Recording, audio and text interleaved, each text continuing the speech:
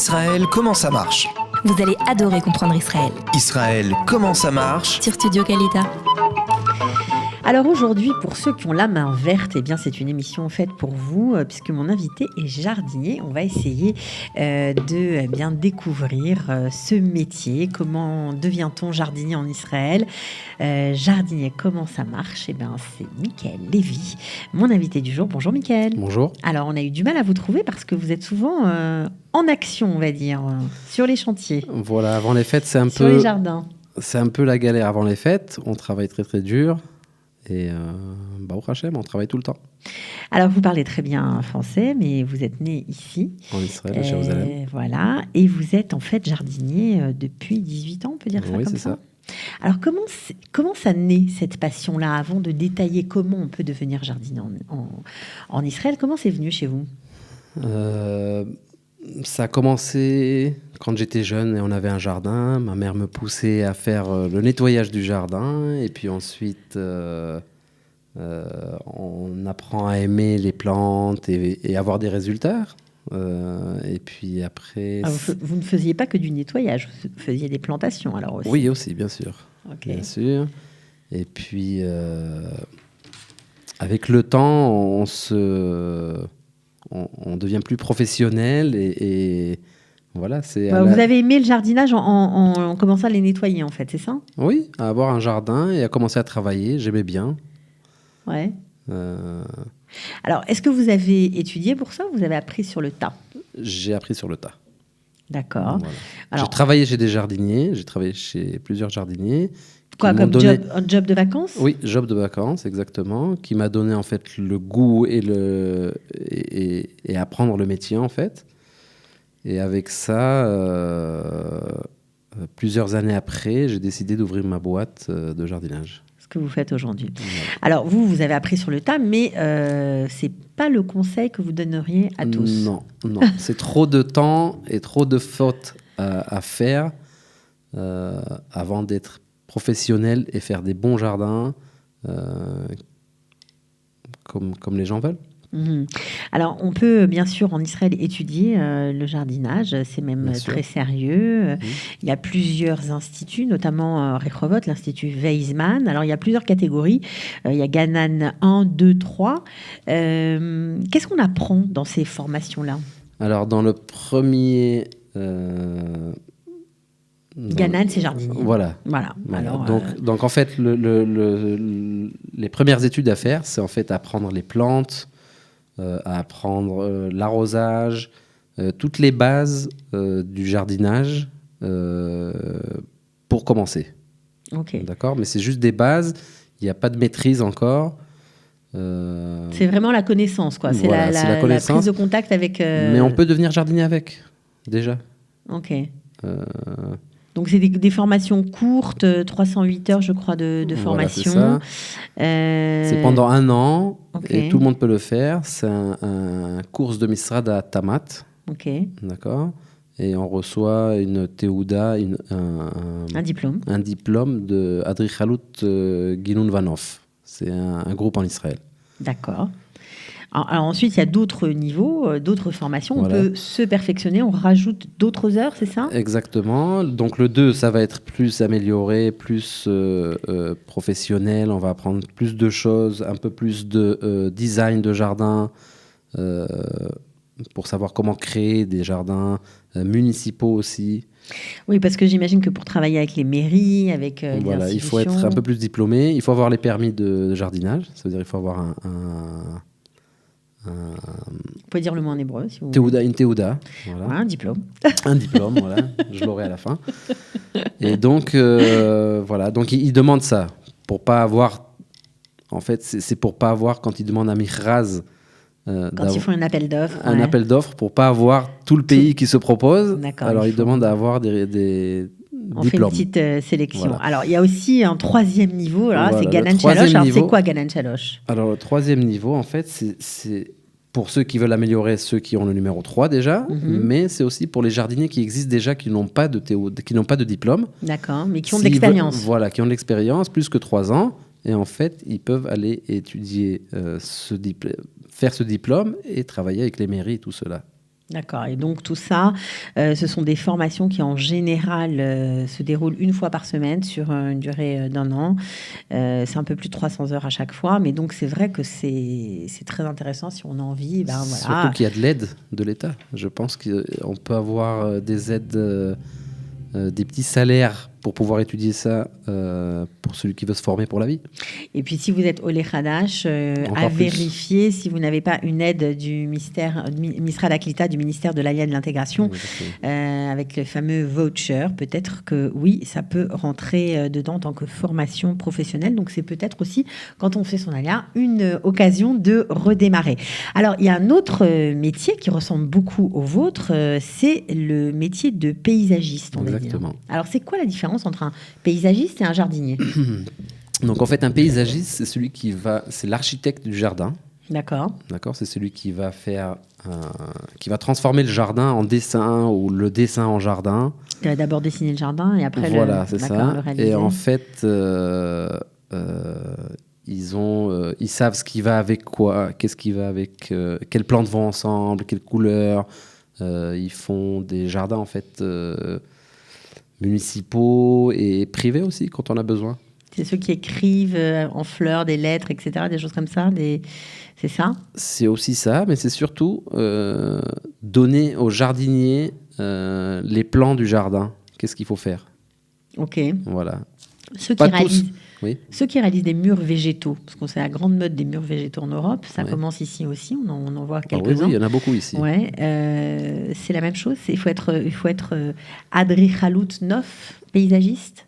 Je pense que c'est mieux de commencer comme ça, parce Mhm. qu'on apprend pas mal de choses là-bas qui peuvent vous aider, comment, par exemple, dessiner ce mur, le créer, c'est pas n'importe quoi, c'est vraiment un métier à part, je dirais, Mhm. parce que c'est jardinier, en fait, sans terre, sur un mur, et savoir l'arroser, Créer le des. Voilà, fertiliser. pour ceux qui ne connaissent pas, c'est vraiment un mur de Vert. plantes vert. Voilà. Voilà. Ok. Pour longue durée. Ouais, il faut que ça Hein, dure longtemps, voilà. c'est sûr. Alors ça, on peut l'utiliser. C'est long, ça. 3 ans d'études quand même. Oui, Et on peut et c'est un étudier- diplôme. Voilà. C'est un vrai diplôme. On peut étudier cette matière à Rupin, au Technion, à Weizmann. Il y a de nombreux établissements. Si ça vous intéresse, on voulait absolument mettre un petit coup d'éclairage dessus. Alors, qu'est-ce qu'il faut savoir quand on est jardinier? En Israël, il y a certaines règles qui sont un peu différentes de celles en Europe. En France, par exemple. En France, notamment. Alors, c'est quoi la différence et par quoi on doit commencer quand on fait un jardin? Alors, la différence d'abord entre Israël et la France, c'est que par exemple ici, on est obligé de savoir s'occuper d'un système d'arrosage. Et pas comme en France, quand on veut faire un système d'arrosage, le jardinier vous dit contactez le plombier. Ici, c'est obligatoire. Ça veut dire un jardinier qui qui maîtrise pas les systèmes d'arrosage ne pourra pas faire de jardin. D'accord. C'est la différence majeure ou il y en a C'est la d'autres? différence majeure. La deuxième différence, c'est il y a plus de soleil ici qu'en France. Il est plus chaud ici, il est plus brûlant. Et donc là, on vient déjà à ce qu'il faut savoir pour jardiner en Israël. Il faut savoir les expositions des plantes, si elles préfèrent le soleil ou l'ombre ou la moitié. Les saisons, j'imagine. Les saisons. Les tailles des plantes. Les tailles des plantes, les fleurs, faut tout savoir. Faut savoir le métier pour le faire. Alors, apprendre sur le tas, oui, mais j'imagine qu'on est obligé aussi de se documenter, de se le temps. tenir informé. Est-ce que vous avez des outils professionnels en Israël, comme des salons, par exemple? Oui, alors il en existe plusieurs. Moi, j'en connais 2 auxquels j'y vais souvent. Ça serait Agromachov. Agromachov, voilà. Voilà, bah, si, ça se fait d'habitude en début d'hiver et en début d'été. On y invite tout ce qui est nouveau c'est des salons pour grand public et professionnel? et professionnel. Donc, C'est- Agromachov, ça doit être Voilà. à Tel Aviv, j'imagine. Voilà, Gana Yoshua, Ok. Gana Taroucha. Et on apprend beaucoup de choses. On voit toujours des nouvelles choses, du nouveau matériel, des nouvelles plantes qui ont été créées. C'est ouvert, ça veut dire qu'on verra là-bas pas seulement du jardinage, mais aussi de l'architecture extérieure, des meubles d'extérieur, des choses très intéressantes pour ceux qui veulent créer un jardin ou apprendre tout ce qui est pour l'extérieur. Pour s'intéresser, bien sûr, Voilà. aux matériaux qui tiennent. Justement, vous parliez du soleil. Parfois, lorsqu'on a un jardin, les matériaux ne tiennent Exactement. pas, ça s'use. Les gens sont souvent à la recherche de matériaux plus performants, plus adaptés à nos climats À nos besoins aussi. et à nos Voilà. besoins. Donc, AgroMashop, ça c'est noté. C'est 2 fois par an, c'est ça? Ouais. Il y en a plusieurs autres, mais moins connus. D'accord. Alors, dans toutes les professions, il existe, et c'est à grande mode en Israël, on va dire, des espèces de networking.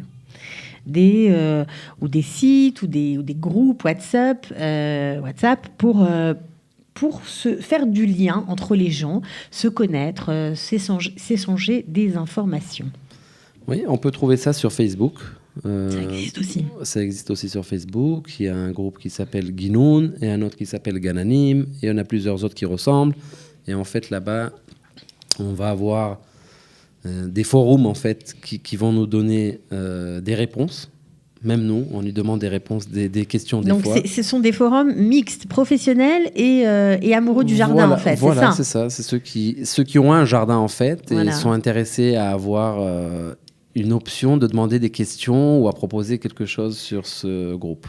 OK. Et moi, je trouve là-bas souvent des questions que j'ai que je ne sais pas aussi, Mhm. d'accord, parce qu'on apprend tout le temps. Ce sont des groupes en hébreu, il faut quand même préciser. Oui. D'accord.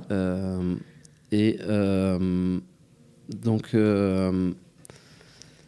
ils vont nous donner les réponses, ils vont nous donner des propositions, il va y avoir des échanges de graines de plusieurs plantes. C'est quoi, des plantes qui n'existent pas ici? Voilà, qu'on ne trouve pas dans les pépinières, en fait. D'accord. Ça serait des légumes spéciaux, des fruits spéciaux, tout ce qui est que les gens recherchent et ne trouvent pas dans les pépinières ou ne veulent pas acheter d'un autre côté aussi, parce qu'on distribue les graines gratuitement. On les envoie, ils demandent à avoir une enveloppe avec un timbre et on vous l'envoie. Formidable. Et voilà. Donc vous trouvez aussi des infos et vous donnez des infos, ça Oui, vous arrive? aussi on répond, oui. Des fois, il y a quelqu'un qui demande quelle plante c'est, parce qu'il a bien aimé et tout ça, et il sait pas il connaît pas le nom, et donc il demande si on connaît, avec plaisir. Vous savez qu'il y a un logiciel qui est sorti récemment où on peut Oui. prendre en photo la plante et La reconnaissance des plantes, c'est oui. extraordinaire. Ouais. Et on a le nom exactement de Voilà. la plante. Ouais, Vous ça en aide servez? beaucoup. Non, j'en ai pas besoin, mais peut-être pour les mauvaises herbes ou savoir le nom si quelqu'un me le demande des fois, ou des fois on oublie le nom et oui, ça pourrait aider. Ok. Alors, maintenant, pour les gens qui ont, on va dire, dans leur jardin, des arbres, est-ce qu'il y a des règles particulières? Est-ce qu'on peut faire ce qu'on veut en Israël? On peut enlever les arbres comme on veut? On est obligé d'avoir un... Il y a une loi en Israël qui oblige à ne pas couper les arbres tant qu'on n'a pas le permis. Ça s'appelle en hébreu Ishur Grita. C'est le permis de couper l'arbre. Ok. On est obligé de contacter la mairie Dans n'importe quelle ville d'Israël? dans n'importe quelle ville en Israël, même si c'est dans Ça, le c'est- jardin ça, c'est privé. ça, c'est pas une bonne nouvelle. Mais si, parce que sinon tout le monde enlèverait les arbres et on Non, n'aurait mais je plus plaisante. d'arbres. Et donc, Même dans un jardin privé fermé, oui, même dans un jardin que privé, personne ne... c'est sûr que si c'est un arbre qui fait 70 cm, personne ne vous dira rien. Mais dès qu'il devient important, il faut contacter la mairie. Ils envoient, il y a un minimum, un petit voucher à payer à la mairie. Et avec ça, ils vont nous envoyer un agronome qui va venir et qui va décider si on a le droit ou pas. Est-ce qu'il se charge, est-ce que la mairie va se charger du déracinement de l'arbre si jamais il menace la sécurité je sais pas, Si c'est dans la rue, oui, pas en privé. Ok. Si c'est dans un jardin privé, vous devez ramener quelqu'un qui le fasse, Ok, mais donc on ne peut pas arracher un arbre sans le permis. sans une autorisation de la Voilà. mairie. Et ça, c'est une... Ok, bon, bah Ouais, voilà, on même en s'il apporte- est mort. Par Même exemple, s'il est mort. Même s'il est mort. Dernièrement, il y a beaucoup de problèmes avec ce qu'on appelle le charançon. Ok, C'est ceux qui tuent les palmiers en Israël. d'accord. Ils sont très rapides, il y a beaucoup de dégâts.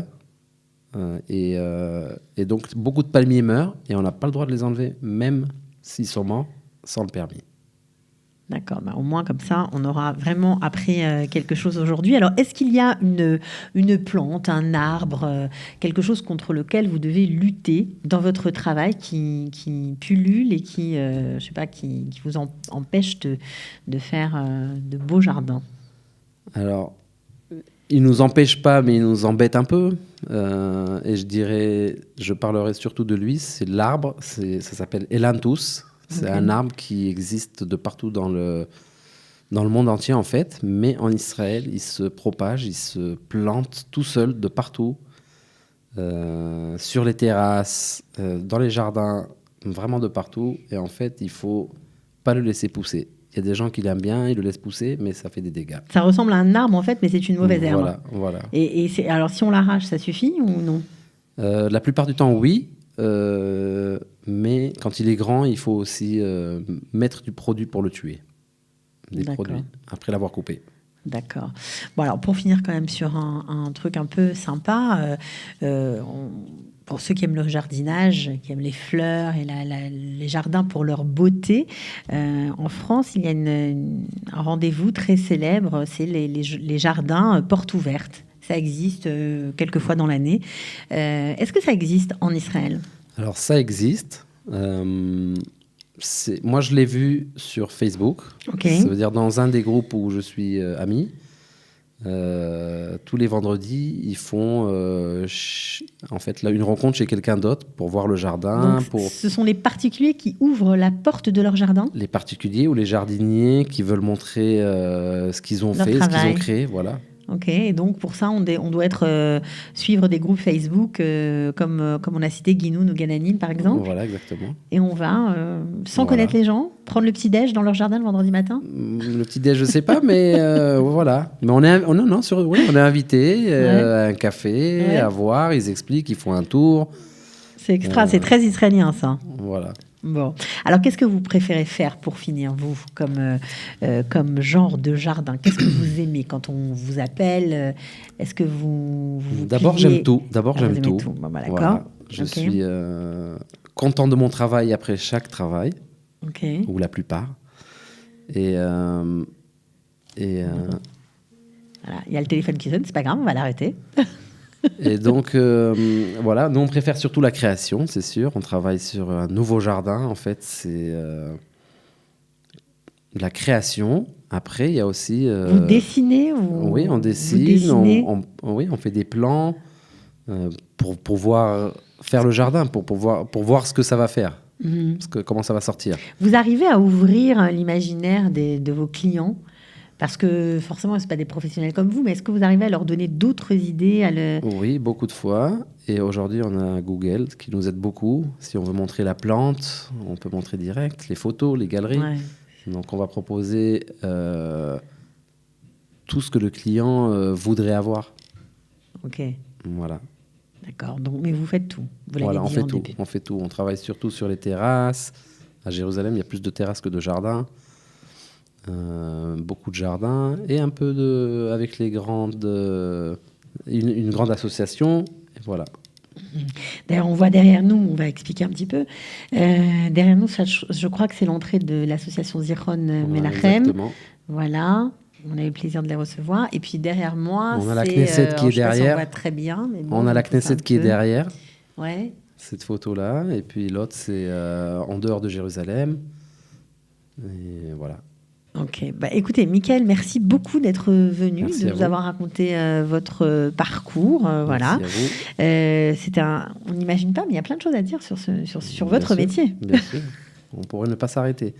Ok, en tout cas, merci beaucoup. Merci à vous. Et j'espère que les amoureux du jardinage auront appris des choses aujourd'hui. Voilà. Et on voudrait bien avoir des jardiniers français un peu. C'est vrai? Voilà. Ah bah vous recrutez? Moi, je cherche. Bon, alors si vous êtes alors là, vous me tendez une perche. Si vous êtes fraîchement arrivé, fan de jardin, peut-être pas diplômé, c'est pas grave. Voilà, vous avez une connaissance quand avec même une minimale. Connaissance minimale du jardinage. Et bien, vous avez un employeur potentiel. Vous pouvez contacter Michael Lévy. Comment vous contacte? Vous laissez votre numéro? Oui. Ouais, bah super, mais on va le mettre sous la vidéo. D'accord. Ok. Merci beaucoup, Michael. Merci à vous. De rien. Au revoir. Au revoir. Israël, comment ça marche? Vous allez adorer comprendre Israël. Israël, comment ça marche? C'est tout de suite sur Studio Kalita.